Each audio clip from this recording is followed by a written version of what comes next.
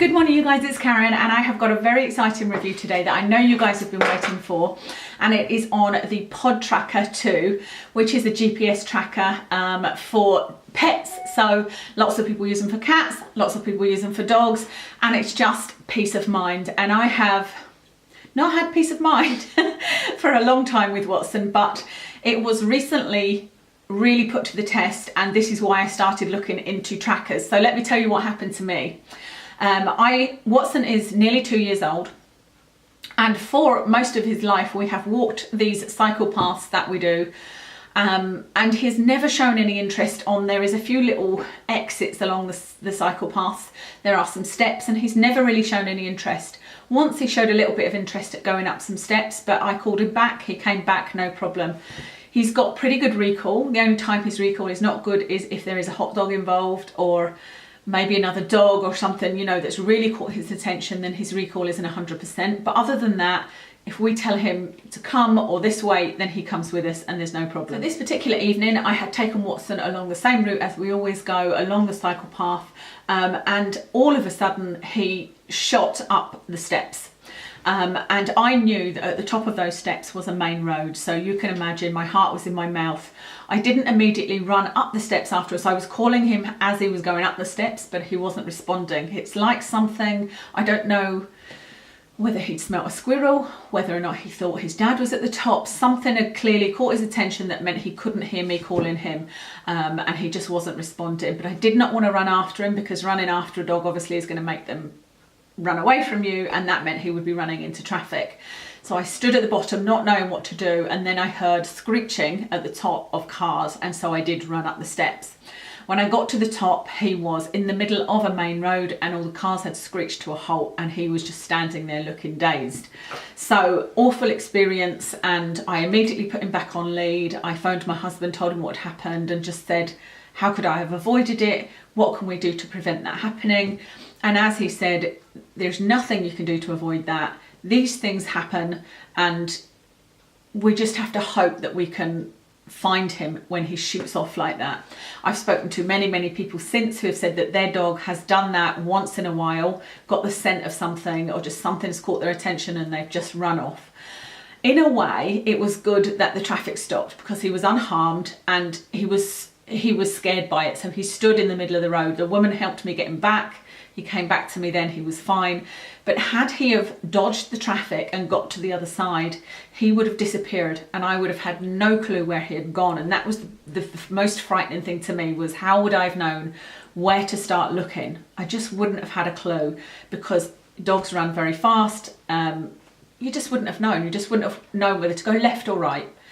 And there's no way of knowing where they'd gone. So I started looking into trackers. It became apparent that there are many trackers, but this one that I'm talking about, the Pod Tracker, which I will show you how it works and everything, I've got it on Watson's collar, I'll show you and tell you everything about it.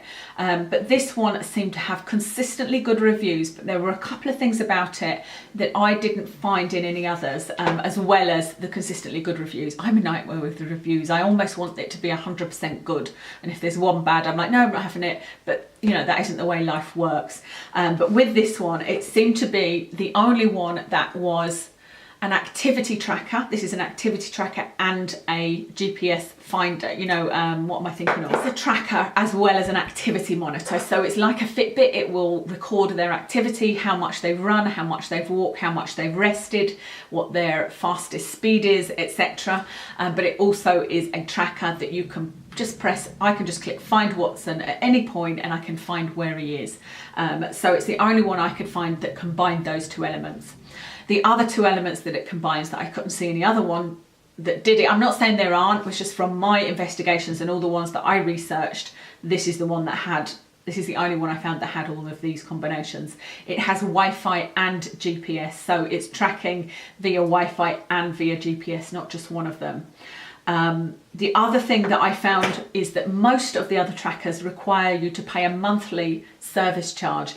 This one doesn't. The price of this includes 1 year's membership, if you like, or 1 year's servicing. After that year is up, you will pay £29 a year, and that is so reasonable compared to the others that were you know, there was a large range of cost actually, but it was a monthly cost, and they were all much more than £29 a year. The final thing that I found to be really good is that this works, I can't say all over the world because there's a list of countries. It will work in Europe, it will work in, they've got a list of countries where it works. So you could go on holiday and it's something you could take with you and still have that peace of mind. In my quest to find this product, I looked at about, I would say 6 and compared them all. And what was really important to me, and I think it will be to most people, is that it was as lightweight as possible and as unintrusive as possible. I didn't want something that was a big square thing that was going to feel uncomfortable for Watson, or that was going to, you know, move around, and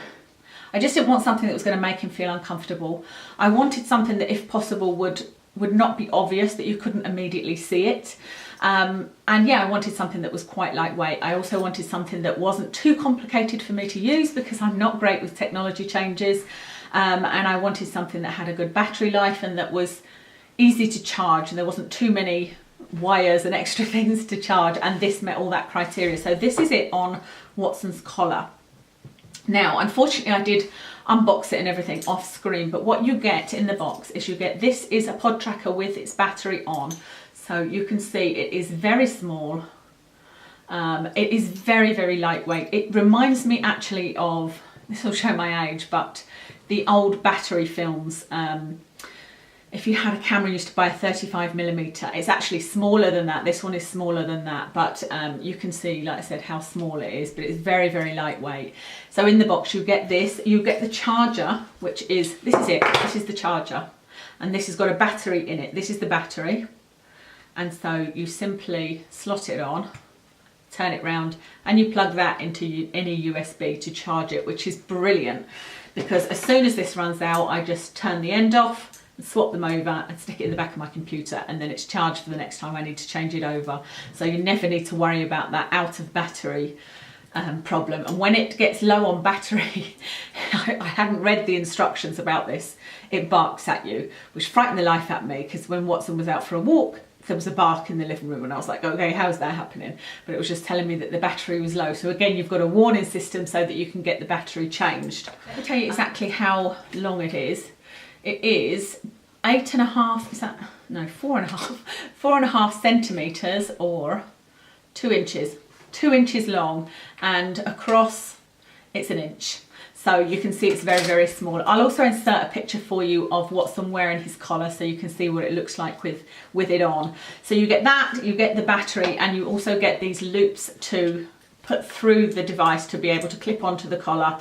My husband did this for me actually, but he said it was very easy. There was nothing complicated to it. It's very secure. That's the other thing that was a concern, that, you know, Watson is a very young dog. He's not 2 yet. He has lots of play dates, like literally every day he's playing with dogs, whether it's at his daycare, on his walks, or when I take him. Today we'll be going for a play date, and they roll around in the grass, they play fight.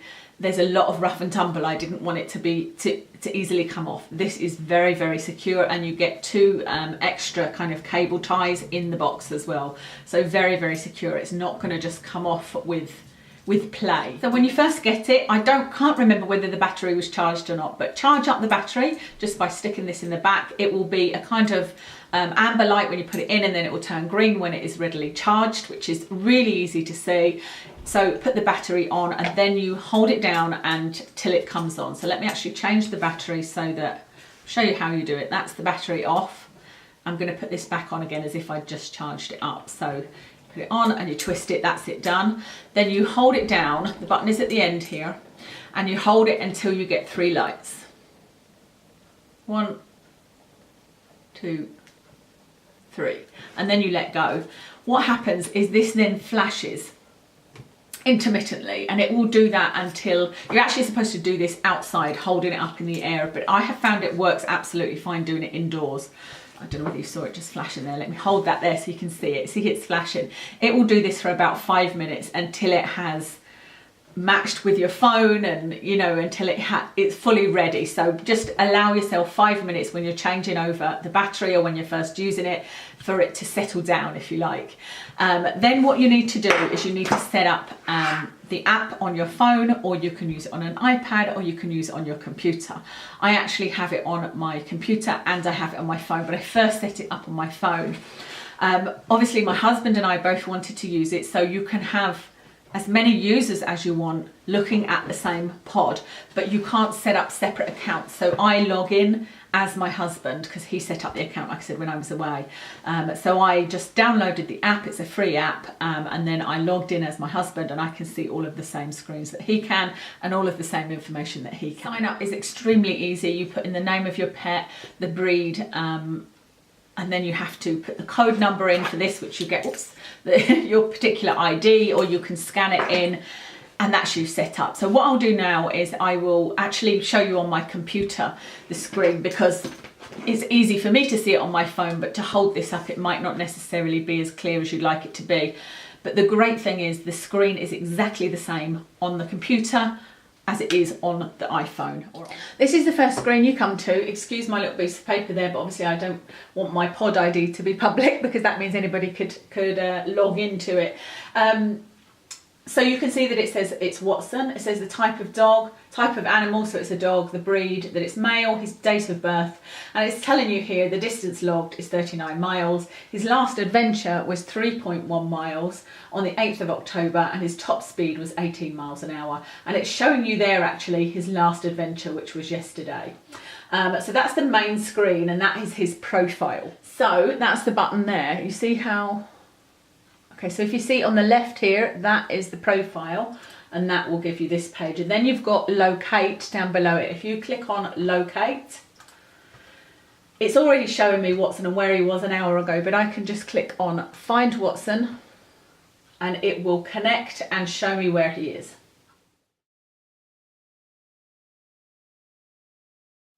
Okay, so you can see there that he has been found. It says found, and it's showing me exactly where he is, which is he's in the living room. He's in the house now. So I'm not going to show you it as zoomed out, because obviously, again, I don't want to broadcast my address. But if he was out for a walk with my husband, I can do the same thing. I can click on find and find out where he is. And in fact, when I've used this is to find out how far away they are, you know, if they're going to be back for dinner or whatever. It's really useful for that. That's the locate button there, and that's probably the one that most people will be buying it for, is to help them find their dog when they perhaps run off. You've then got the safe zone. Now I haven't actually used the safe zone, but I have set up the safe zone. Again, I'm not going to show you that on here because well, I might be able to blank some of it out maybe. But that's basically, if you would like to use this all day, you can say this is where they should be. If they go out of this area, then let me know. I don't know whether that might work better for cats, or it might be good for dogs that are in a garden or something like that. You can say, just give me an alert if they leave this area. Then you've got the activity page, and this one I think is the most interesting actually. So this is the activity tab, and you can see here there is a chart for you, and that will show you the activity. So the bits in green are where he was active. The bits in red, well actually the bits in green is where he was walking. The bits in red there are where he was running, and then the blue area is where he was resting. So you can see on this particular day he had 3 walks, hence the 3 green entries. This was at 8 AM. From 8 AM to 9 AM he was walking for 39 minutes, running for 13 minutes and resting for 7. And you can see that on each point of the way, and it tells you here he was resting for 20 hours, he walked for 187 minutes, and he ran for 46 minutes. And then there's different ways of looking at it down here on different bar charts. So that's the activity page, which is really useful. And then the final button is over here, and it's the adventures button, and we've been using this a lot.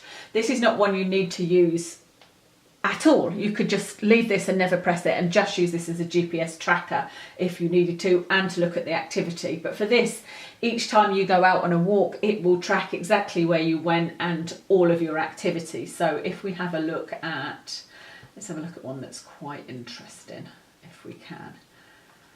Okay, so let's have a look at yesterday's. I don't know where Kevin went with Watson yesterday, so it looks like he went to Edinburgh, and this is showing, just make sure you can see it. Yeah, you can see the route he went in blue there. So when you get to the beginning of your walk, you press start adventure. When you get to the end, you press stop. See here that the duration, it tells you the duration of the adventure was 1 hour and 24 minutes. They covered 3 miles, which was an area of 232 acres, and the top speed was 8.8 miles an hour, and it gives you the whole route. Now, if you look at this on a mobile phone, you can actually click at each of these points in the route, and it will tell you what speed he was going. So they went all around the Hermitage of Bray in a circle, by the looks of it. And you can see actually when he was playing with people, you can see here, he obviously stopped here and had a play with somebody, and that's what all that is, because when I take him for a play date, then the adventure would mostly exist of crazy squiggly lines. Let's see if I can find one. It was a play date that I took him on, so you can see here that it's mostly just a lot of squiggly lines because he was playing with another dog. So that's the adventures. That's all the adventures listed there that we have been on. Hopefully that gave you an idea of how it works. I would say really make sure you read all of the documentation on the website, because that's something I didn't do. And I should have done, because you don't get a large instruction booklet with it, you get a small little leaflet, but there's a huge amount of information on the website, sorry. However, what that did give me the opportunity to do was to use the support service on the website and see how that was, and it was amazing. Really, really quick. It's like an online thing, but they say they'll get back to you within, I think it's an hour. But it was normally immediate, or certainly I didn't have to wait very long for an answer, and it was always well explained, and every query I had was answered. So really good support service, and I think that's really important when you don't know what to do, or you're a bit confused about something, that there's somebody there to ask and you don't have to wait for a long time to get an answer. Tested this out in many different areas, as you can see. I've also asked other people to test it for me. So what I've done is I've asked people to locate Watson whilst we've been away, and they have been able to tell me where we are. I've given them my ID and asked them to see if they can track us and text me to say where we are, and they've been able to. I've done that same thing with my dog walker. I've said to him, okay, you're going out today, I don't know where you're going today, I'll tell you where you are. And so I would text him and say, you've just come out of the woods, is what I said, and he said, yep, that's exactly right. The same with my husband. I said to him, you've just passed that particular restaurant, you're about 5 minutes from home, and he said, yeah, exactly right. So I've tested the location services, so that really has given me the peace of mind that if Watson does run off again, I'll know where to start looking for him and hopefully get to him before anything happens. I've talked about this on my social media, on Facebook and whatnot, and there's been a couple of comments. One was that it isn't going to stop a thief. No, it's not. But the point of it isn't to stop a thief. This is for if your dog gets lost. However, I do try to put this under his collar, so it still works absolutely fine, and it's not something you can obviously see. It also sits right under his ear, so I suppose it depends on the type of dog and how obvious it's going to look. If you've got a really short-haired dog, it might look a bit more obvious, and the first thing of course a thief would do would be to take this off. I am going to try and make a little cover for it that makes it look like a bow tie. If ever I do manage to do those and I'm selling them, I will let you know.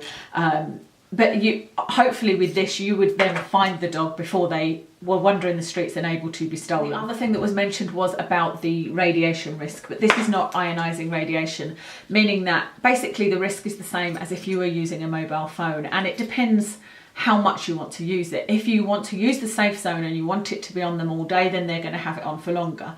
For me, I only use it when he's going out on walks. We don't have him in the garden or anywhere that other than in the house, so I know where he is, which is why I don't need to use the safe zone. So I use this when he's going out for walks, so that I've got that peace of mind that if he runs off, if he gets spooked, if anything happens, we can find him. And in that respect, like I said, it is the same as using a mobile phone. It's not any more than that. I've been asked if it is pinpoint accurate, and I would say that some of the time it is, and some of the time there is a little bit of a delay. But what I've been told actually by the experts when I've been asking for support is that it's impossible. The technology isn't there right now to press find Watson and for 10 seconds to pass and it to pinpoint exactly where he is and give you a photo. This is the most advanced technology there is, and this is the closest we can get. It's not like it is in the movies, but I have found it to be pretty darn accurate. There is a little bit of a delay on the phone, if you are, well, depending on the area you're at. And I've said to my husband, actually, if we were looking for him, I think one of us would be at home using the Wi-Fi, because they seem to get a quicker result when you press Find Watson. It comes up quicker than it does when you're out and about pressing Find Watson. So one could be at home looking on here, and one could be out using their phone as well, but you could also then phone them and say, this is where he is, this is where he is, you know, and you have a much better chance of finding them. One area that we can't find him in, which is where there's only 2G service. I think if there's 2G, it's impossible to locate them. So, you know, again, that is something that there just isn't the technology for at the moment. And so we found that when he's in his daycare, which is in an area that is notorious around here for having no reception for anything, then we can't locate him. But like I said, this is as good a technology as it gets, and it does give me peace of mind. So I think that's everything there is to tell you about it. Let me know if you've got any questions, of course, and if I can't answer them, then, you know, I can ask on that forum and see what the answer is. Let me get the man of the moment, focus. So this is the guy in question, the tired guy in question. So this is his collar on, and you can see it's just at the side here. And like I said, it kind of sits under his ear, so you can't really see it. But we will be going out for an adventure shortly, won't we? Yes, we'll go out for an adventure, and Mummy doesn't need to worry if you run away. Well, I don't want that to happen, of course, but at least I know I can find him if he does. Yes, what do you think of it? I think it's good. It doesn't bother him at all. I think I've covered everything. If I haven't, please leave any questions below and I'll do my very best to answer them. This is the Pod Tracker 2, and I believe they are working on a 3. As with all these things, they're always working on, you know, new technology. So once the next version is out and I know anything about it, I'll let you know, and perhaps do an updated review if I get the new one. If you've got any questions, leave them below, and I'll